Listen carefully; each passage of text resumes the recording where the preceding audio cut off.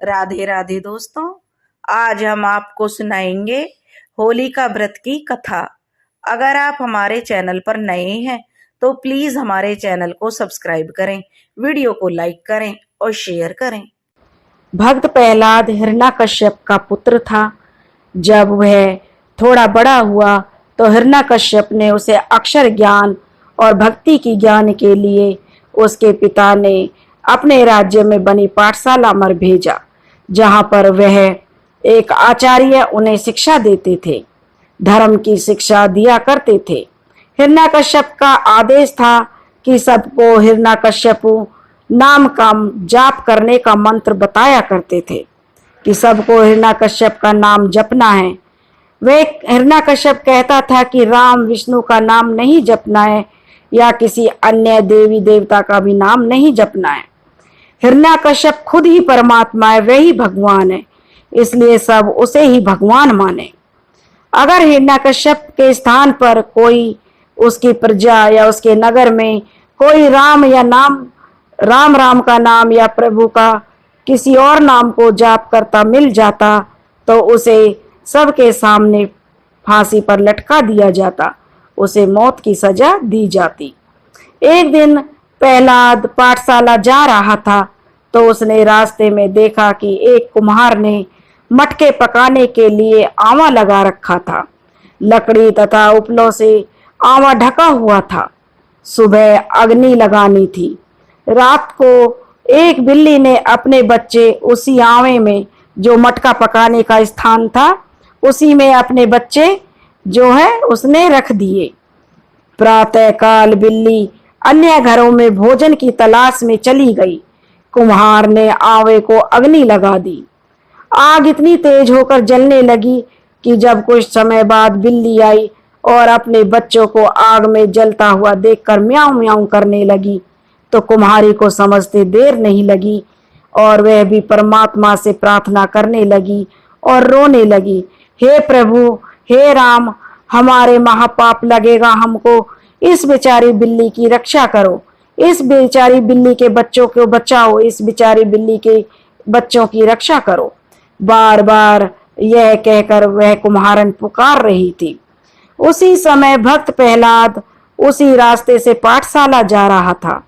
कुम्हारी को रोते देखकर वह उसके पास गया और वह जो देखा कि वह हे राम, हे विष्णु, हे भगवान, हे परमेश्वर, इस बिल्ली के बच्चों की रक्षा करो, इस बिल्ली के बच्चों को बचाओ, नहीं तो हमें बहुत बड़ा पाप लगेगा। वह कुम्हारन बार बार विलाप कर रही थी और भगवान के इन नामों से भगवान को पुकार रही थी। प्रहलाद ने उस कुम्हारन से कहा कि माई, क्या माई राम जो हैं, आप राम को क्यों पुकार रही हो, मेरे पिता का नाम क्यों नहीं ले रही हो? नहीं तो आप राम का नाम ले रही हो, मेरे पिता आपको मार डालेगा। तब कुम्हारी ने बताया कि इस आवे में बिल्ली के बच्चे रह गए हैं। हम लोगों को पता नहीं था कि हमारे आवे में बिल्ली ने अपने बच्चों को रख दिया। अब मैं इसमें आग लगा दी है और यह बिल्ली अपने बच्चों के लिए बहुत जोर जोर से विलाप कर रही है, म्याऊं म्याऊं कर रही है। तो मैं भगवान से इनके बच्चों की सुरक्षा के लिए प्रार्थना कर रही हूँ कि इस भयंकर अग्नि से राजा हिरण्यकश्यप उन्हें नहीं बचा सकते। उस बिल्ली के बच्चों को सिर्फ परमात्मा ही बचा सकता है। प्रहलाद भक्त ने कहा, माई, जब आप घड़े निकाले तो मुझे जरूर बुलाना। ऐसी शीतल हवा चली कि थोड़ी देर में ही अग्नि बुझ गई। कहते हैं कि 1 महीने में आवे में रखे घड़े पकते थे। जब आवा लगाया जाता था तो उसमें 1 महीने का समय लगता था घड़ा पकने में। उस दिन 2.5 दिन में ही आवा पक गया। प्रहलाद भक्त को बुलाकर आवे से मटके निकाले गए। जिस घड़े में बिल्ली के बच्चे थे वह घड़ा कच्चा था। बिल्ली के बच्चे सुरक्षित थे और सब घड़े पके हुए थे। यह देखकर कुम्हारी बार बार भगवान का नाम जपने लगी, परमात्मा का धन्यवाद करने लगी। यह देखकर भक्त प्रहलाद ने भी मान लिया कि जब भी भयंकर या विकट परिस्थिति में मानव कुछ नहीं कर सकता, परमात्मा ही समर्थ है, परमात्मा ही जो उसकी रक्षा कर सकता है। मेरा पिता किसी की विकट परिस्थिति में उसकी रक्षा नहीं कर सकता। मेरा पिता भगवान नहीं है। उस छोटे से बच्चे के मन में प्रभु के नाम की भक्ति की अलख जग गई। कुम्हारी ने भक्त प्रहलाद जी से कहा कि देखो, कुम्हारी से जब भक्त प्रहलाद ने कहा कि माता जी, यदि भगवान ने बिल्ली के बच्चे बचा दिए हैं तो मैं भी परमात्मा का ही नाम जाप करूंगा, अपने पिता का नाम जाप नहीं करूंगा। उस दिन के पश्चात प्रहलाद भगत राम का नाम जाप करने लगा।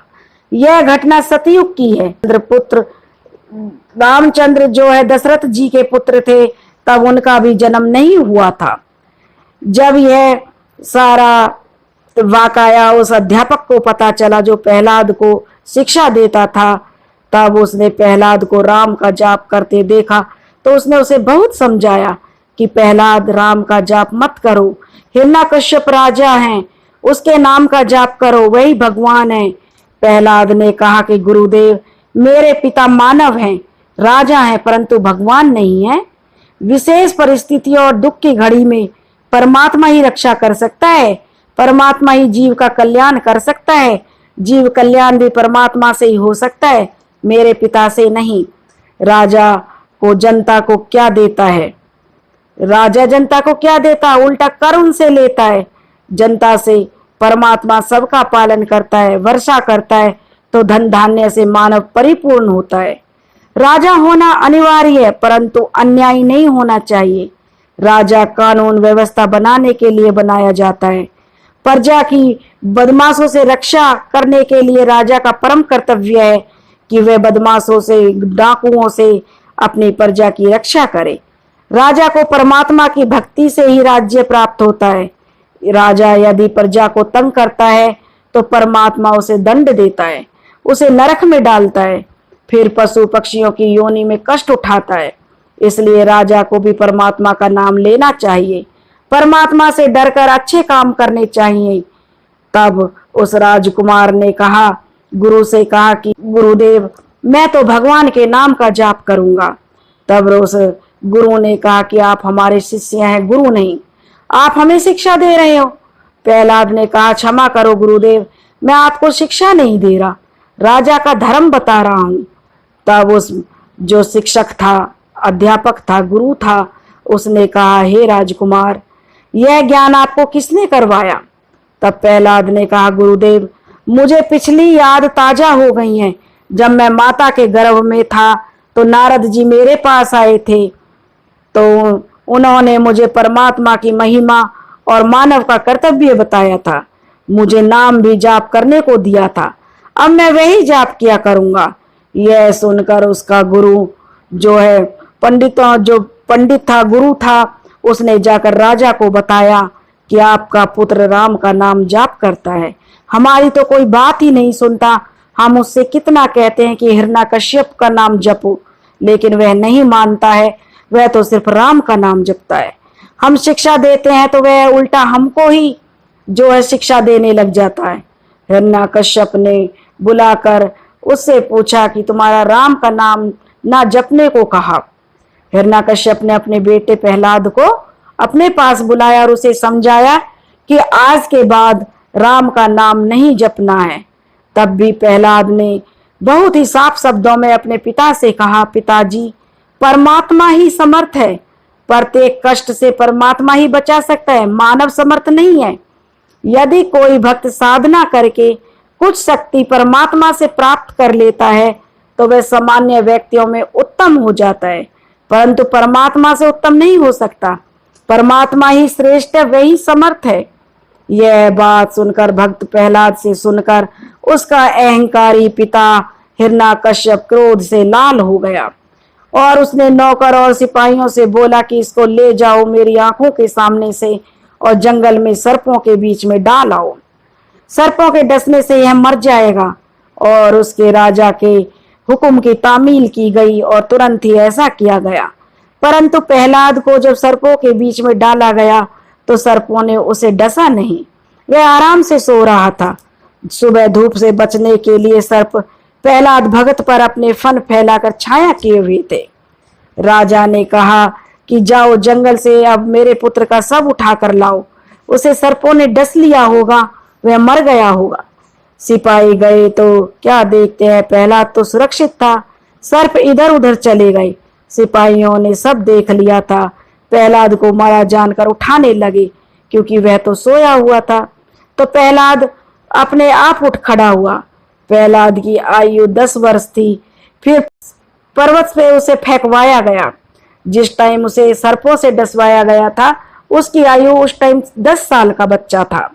फिर हिरण्यकश्यप ने कहा कि इसे ऊपर पर्वत से फेंकवा दो, लेकिन जब ऊपर से सिपाहियों ने भक्त प्रहलाद को फेंका तो वह फूलों के जो पौधे थे उनके ऊपर जा गिरा, लेकिन वह तब भी नहीं मरा।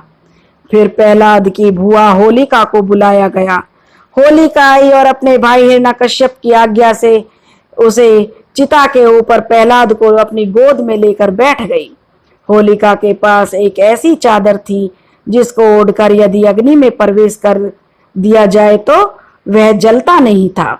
उस चादर को ओढ़कर उसने अपना पूरा बदन ढक लिया था और प्रहलाद को उससे बाहर अपने गोदी में बैठा लिया था, यानी अपने घुटनों के ऊपर बैठा लिया था, और कहा, बेटा देख, मैं भी तो बैठी हूं, तुझे कुछ नहीं होगा, तेरे को कुछ नहीं होगा। और अग्नि लगा दी गई। परमात्मा ने ऐसी शीतल हवा चलाई और इतनी तेज की आंधी आई कि होलिका के शरीर से चादर उड़कर भक्त प्रहलाद को ढक दिया। उस चादर ने होलिका जलकर राख हो गई। भक्त को आंच भी नहीं आई। प्रहलाद जी का विश्वास भगवान पर बढ़ता चला गया। ऐसे ऐसे उसे इतने इतने भयंकर कष्ट दिए, लेकिन परमात्मा ने और परमात्मा की भक्ति और विश्वास ने भक्त प्रहलाद के विश्वास को और दृढ़ता से मजबूत कर दिया। भक्त के विश्वास को देखकर और उसकी दृढ़ता से प्रसन्न होकर और उसके पतिव्रत धर्म से प्रभावित होकर प्रत्येक संकट में परमात्मा ने उसकी सहायता की। हिरण्यकश्यप ने श्री ब्रह्मा जी की भक्ति करके वरदान प्राप्त कर रखा था कि मैं सुबह मरूं ना शाम को मरूं, दिन में मरूं ना रात्रि में मरूं, 12 महीने में किसी में ना मरूं, ना अस्त्र शस्त्र से मरूं, ना पृथ्वी पर मरूं, ना आकाश में मरूं, ना पशु से मरूं, ना पक्षी से, ना कीट से मरूं, ना मानव से मरूं, ना घर में मरूं, ना बाहर मरूं। हिरण्यकश्यप ने प्रहलाद को मारने के लिए एक लोहे का खंभा जो अग्नि से गर्म करके तपा दिया था, वह अग्नि से तपकर बिल्कुल लाल हो गया। प्रहलाद को उसी खंभे के पास खड़ा करके हिरण्यकश्यप ने कहा कि देखता हूं तेरा प्रभु इस तपते हुए खंभे से तेरी कैसे रक्षा कर देगा। हजारों की संख्या में लोग ये अत्याचार देख रहे थे। भक्त प्रहलाद पहले तो थोड़ा भयभीत हो गया कि परमात्मा इस जलते खंभे में कैसे आएगा, कैसे उसे बचाएगा। उसी समय प्रहलाद ने देखा कि खंभे पर भूरे रंग की छोटी छोटी चींटियां पंक्ति बनाकर चल रही थी, ऊपर नीचे आ जा रही थी। प्रहलाद ने विचार किया कि जब चींटियां नहीं जल रही तो मैं भी नहीं जलूंगा। वह भगवान का नाम का रटन करने लगा, परमात्मा को याद करने लगा। हिरण्यकश्यप ने कहा, प्रहलाद इस खंभे को दोनों हाथों से पकड़कर लिपट, देखो तेरा भगवान तेरी कैसे रक्षा करता है। यदि खंभा नहीं पकड़ा तो देख, यह मेरी तलवार तेरी गर्दन काट देगी। डर के कारण प्रहलाद, क्योंकि छोटा बच्चा ही था, उसने जो परमात्मा के नाम को याद किया और खंभे को पकड़ने के लिए आगे बढ़ा।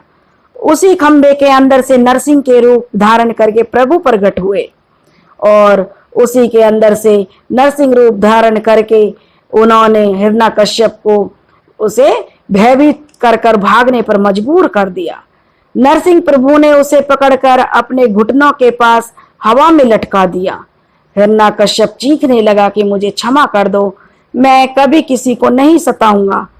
तब प्रभु ने कहा, क्या मेरे भक्त ने तेरे से क्षमा याचना नहीं की थी? तूने एक नहीं सुनी, अब तेरी जान पर आ पड़ी तो डर लग रहा है।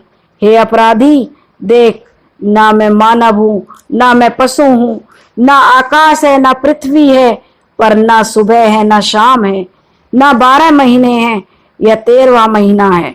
हरियाणा की भाषा में से लौंद का महीना कहते हैं। ना अस्त्र ले रखा है, ना शस्त्र ले रखा है, ना घर के दरवाजे के बाहर हैं, ना दरवाजे के अंदर हैं। मैं अब तेरा अंत जो तूने वरदान मांगा था उसी वरदान के अनुरूप मैं तेरा अंत करूंगा। यह कहकर नरसिंह भगवान ने उस राक्षस का पेट फाड़कर उसकी आंतें निकाल दी और जमीन पर उस राक्षस को फेंक दिया। प्रहलाद को भगवान ने अपनी गोदी में उठाया और उसे अपनी जीभ से चाटा, यानी उसे बहुत प्यार किया। अब उस नगरी का राजा भक्त प्रहलाद बना। भक्त प्रहलाद का विवाह हुआ और उसका एक पुत्र हुआ जिसका नाम वैलोचन रखा।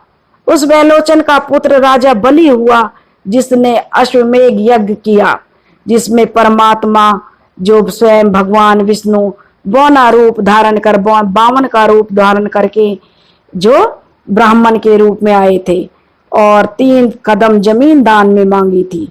भगवान ने 1 कदम में पूरी पृथ्वी नापी और दूसरे पग में स्वर्ग।